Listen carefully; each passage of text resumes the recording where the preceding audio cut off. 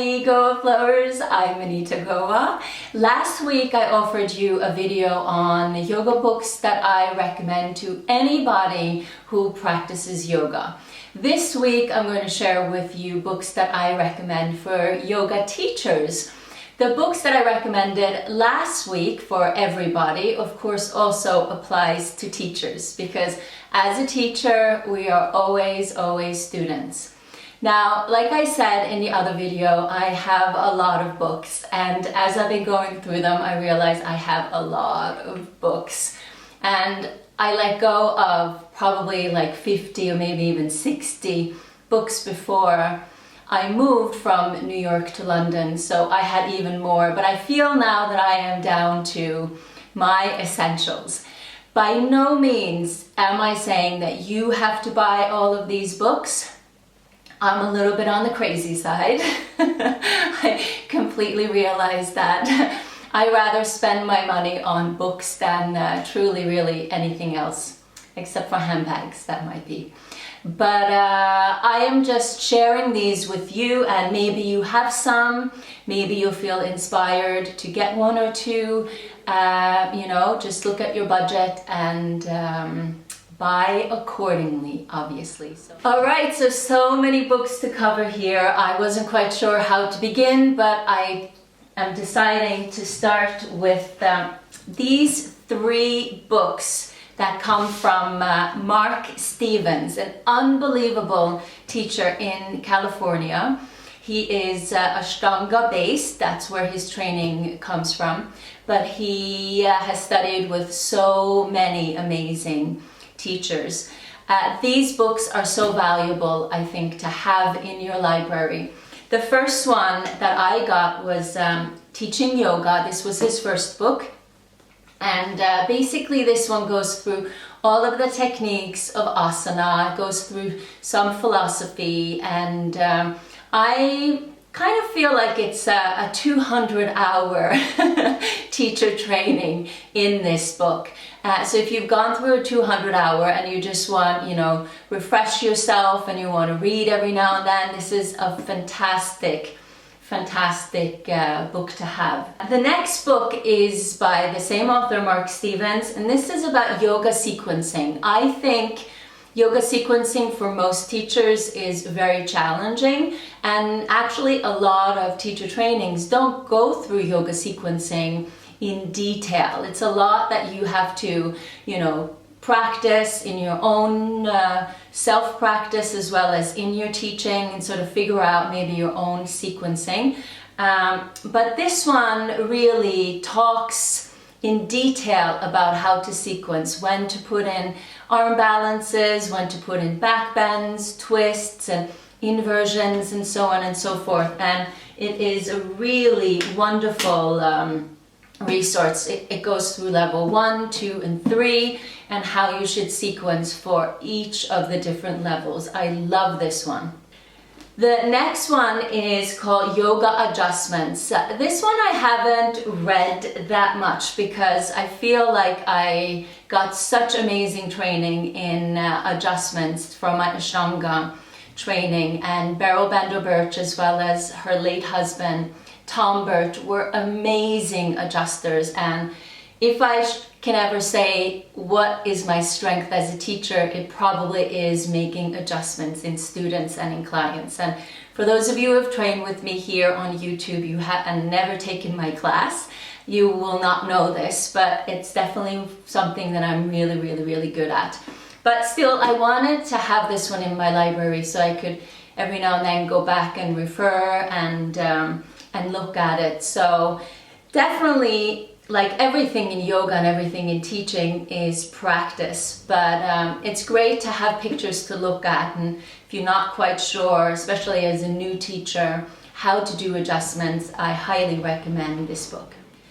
Then there are these other amazing books by Ray Long, and these are anatomy books, and they are just beautiful. They show all of the muscles for all of the different asanas, and some of them are hip openers and back and forward bends. Other ones he has for twists, he has for back bends. I don't have those ones, but I might have to get those ones at some point. But here is the key poses of yoga, as well as the key muscles of Hatha yoga. He has a wonderful website and blog that you can check out, as well as he's also very active on Facebook. So I think if you look there as well, you can get a lot out of his blog posts. In my last video, I talked a lot about Krishnamacharya, Pattabhi Jois, Iyengar, as well as Desikachar. And the reason for that, which I didn't mention in that video, is because I am trained in Ashtanga Yoga and I teach Vinyasa Yoga. So Krishnamacharya is basically coined the father of modern day yoga. And here he is. Cute little fellow, isn't he? So what is modern day yoga? Modern day yoga basically is what we think of as flow yoga or vinyasa yoga, right? Funny story, when my son was about 3 or 4 years old, he heard me mention the name Krishnamacharya and he said, "What? Krishna applesauce?" I'll never forget that. But anyway, this is a great book that I really enjoyed by one of his students, A.G. Mohan, and he talks a lot about how Krishnamacharya was as a teacher and his experiences, you know, with it all. I truly wish that there was a book where someone talked about Krishnamacharya and all of his students, Iyengar, Pattabhi Jois, and Desikachar, you know, how it was in that time period when they were all training and studying under this amazing master. I would really love a book like that. So if someone is listening and you want to write it, please write it. Or maybe later on, let me write it. We shall see. Anyway, so highly recommend this one, Krishnamacharya, His Life and Teachings. So his son, TKV Desikachar, wrote a book called Yoga and the Living Traditions of Krishnamacharya. And this one was one of the first books that I got on Krishnamacharya, and I really have enjoyed it. And I've been looking at it a little bit lately too, thinking about this video. So health, healing, and beyond. Beautiful. Another book that I've really enjoyed and sort of just looked at every now and then is Vonda, who was an Italian yoga teacher. Awakening the Spine. She was a student of Iyengar. So anytime that you can read a book by someone who has studied with a guru or an Indian guru, I think that those are great books to draw knowledge from. And great stories, you know, to tell to the students as well, so that they also get a little bit more insight into the lineage that maybe they are learning from and their teacher is learning from. And this one, Moving into Stillness, by Erik Shipment, is another beautiful book. This was also one of my first books that I got, and he has just a beautiful way of sharing stories and sharing his view of yoga, but there's also a lot of writing about asana and the asana practice as well. I did mention this book, Light on Yoga, in the last video, but I think that Light on Yoga is essential for every yoga teacher to have. And it's just great to really just go through the pictures and look at all of the different yoga poses that we have to our disposal. And sometimes our tendency as teachers is just to practice the same poses over and over again. And if you find yourself in that position, then you can go through this and say, oh, I haven't practiced Navasana in a while. Oh, I haven't practiced, you know, these variations of a shoulder stand. And then you can try to integrate that into your practice and maybe design a whole practice around that pose. So this is a super helpful book to have. Light on pranayama, I think, is also great for teachers. So although all of the breathing books that I suggested in last video are also great for teachers, this one is structured in a little bit of a different way, and I think that it's pretty deep, but it's also very to the point and easy to read. A great book that I have treasured for years now.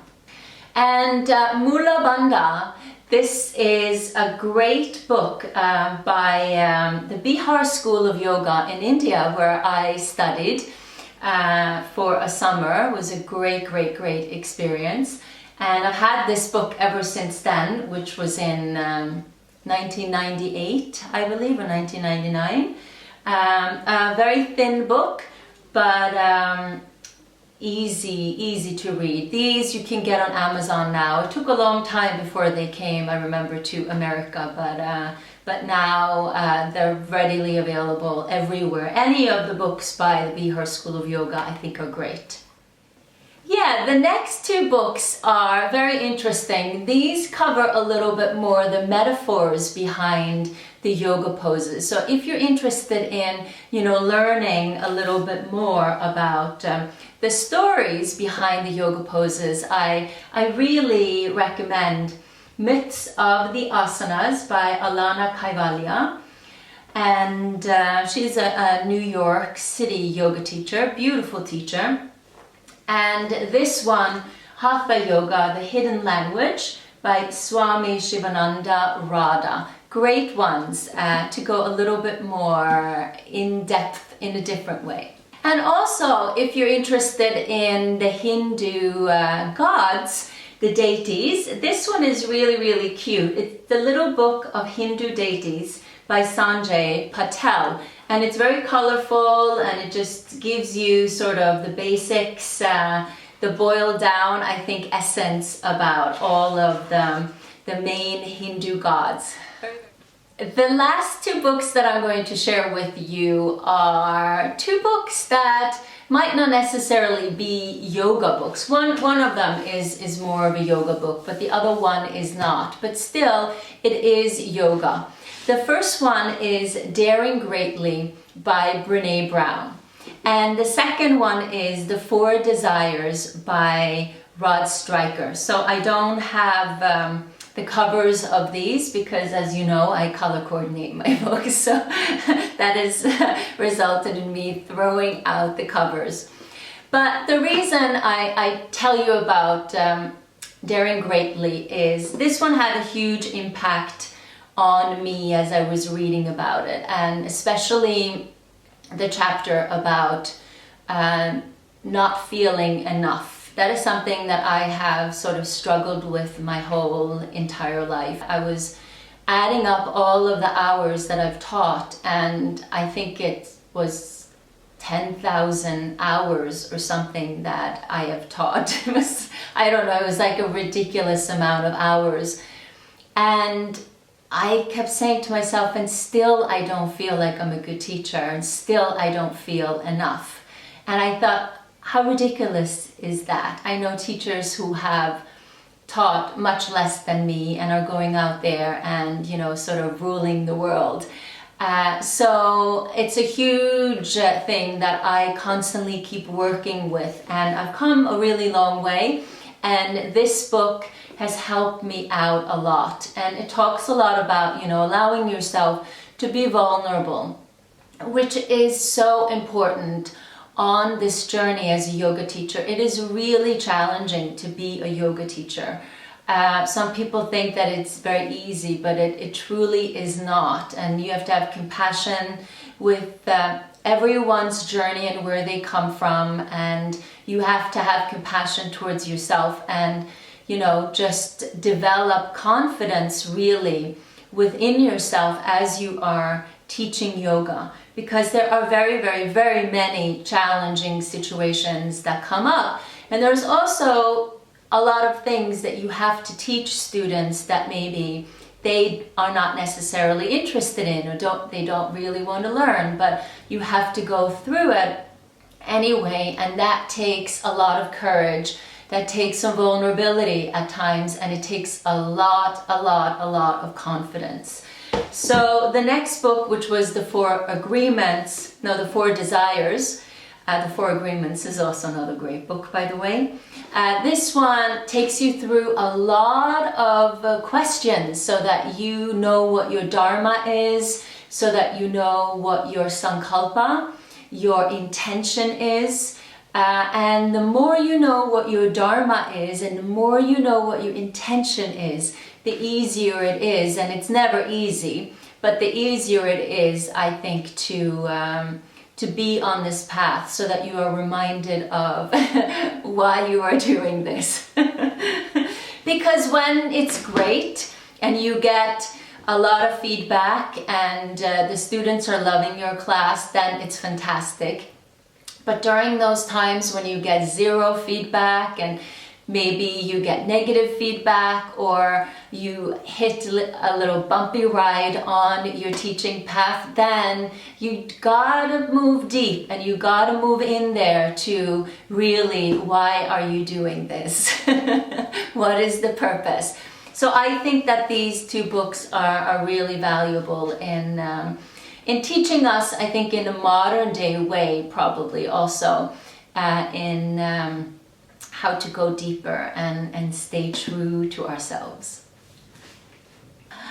All right, so that was it for today. I hope that you have found this helpful in some way. So just check out the list on my blog, which I have attached under here in a link, and you can read more about the books and check them out and see if you want to get any of them. All right, I think in the next video I'm actually going to share with you what I think is important in a teacher training, and what to look for if you are interested in maybe becoming a teacher. And because I've been getting a lot of questions about that also lately, so I figured I would make a video on that as well. If you have any questions, let me know in the comments below, and I hope you're well. Give me a thumbs up if you like this, and let me know what books resonated with you, if you have any of these books, or if you want to get any of them. All right, I hope you're well. I'll talk to you next time. Bye.